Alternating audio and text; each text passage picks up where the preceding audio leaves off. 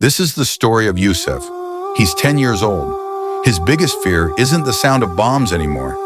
It's the silence that follows. The silence of an empty kitchen. The silence of a day with no food.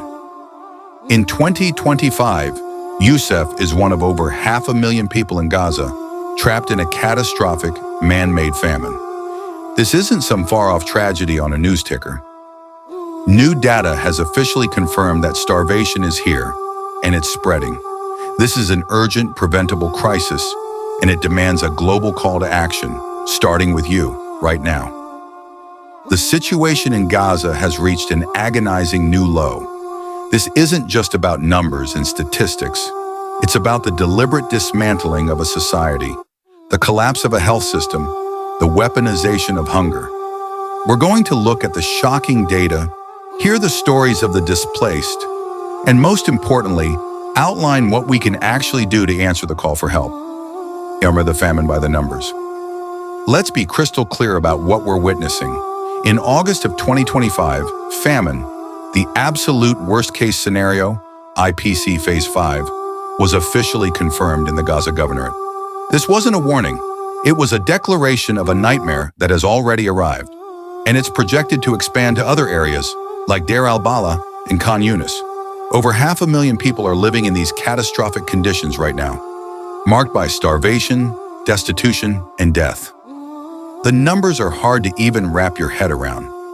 By early September 2025, the official death toll from malnutrition and starvation had already climbed past 360 people, including more than 130 children. And those are just the officially recorded deaths. The true number is undoubtedly higher. Experts warn that 41,000 children under 5 are at risk of severe acute malnutrition. That is the deadliest form of hunger. This didn't happen overnight. This crisis was engineered. A near-total blockade has been strangling Gaza for months, cutting off food, water, and medicine. This deliberate obstruction is what turned a crisis into a catastrophe. For many families, reality is a single, poor-quality meal a day, or even days with no food at all. And if you think that's hard to hear, the reality on the ground is even worse. With cooking gas gone for months, families burn garbage and scrap wood just to cook, exposing themselves to even more health risks. The land that could grow food has been destroyed. Huge swathes of cropland are damaged or inaccessible. This isn't a natural disaster. It's the systematic destruction of a people's ability to feed themselves. The faces of displacement. The hunger crisis is made worse by a staggering displacement crisis. Nearly 1.9 million Palestinians in Gaza have been forced from their homes. That's about 90% of the population. Imagine 9 out of every 10 people in your city suddenly homeless. That is Gaza's reality. Many families like Yousef's have been displaced over and over again, some as many as 19 times since the conflict escalated. They are forced into crowded shelters or unsafe zones. Even the so-called humanitarian area of Al-Mawasi is not safe at all. 70% of homes are damaged or destroyed. 700,000 children have been out of school for nearly 2 years. The health system has been annihilated. 94% of hospitals in Gaza are damaged or destroyed. The few that remain are overwhelmed. Triple capacity, no supplies, and exhausted doctors.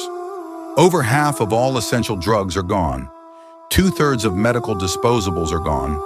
Treatable injuries become fatal. Chronic diseases like diabetes become death sentences.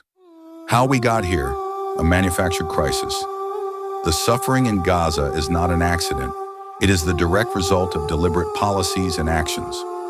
Since May 2025, aid distribution itself has turned deadly. Desperate people are met with bullets. Over 2,300 Palestinians have been killed while simply trying to get food. Thousands more wounded. This system has been condemned by over 170 non-governmental organizations.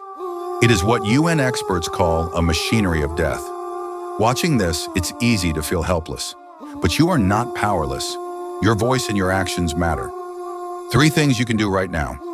1. Break the silence and advocate. 2. Challenge the narrative and support principled aid. 3. join the global movement.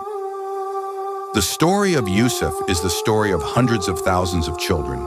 His fear of a silent kitchen is the lived reality for millions. But we also have a choice. We can choose silence, or we can choose action. The people of Gaza are not numbers. They are doctors, teachers, artists, parents, and children like Yousef. They are Muslims holding on to faith under horrific conditions. They are calling for help. Let's choose to answer.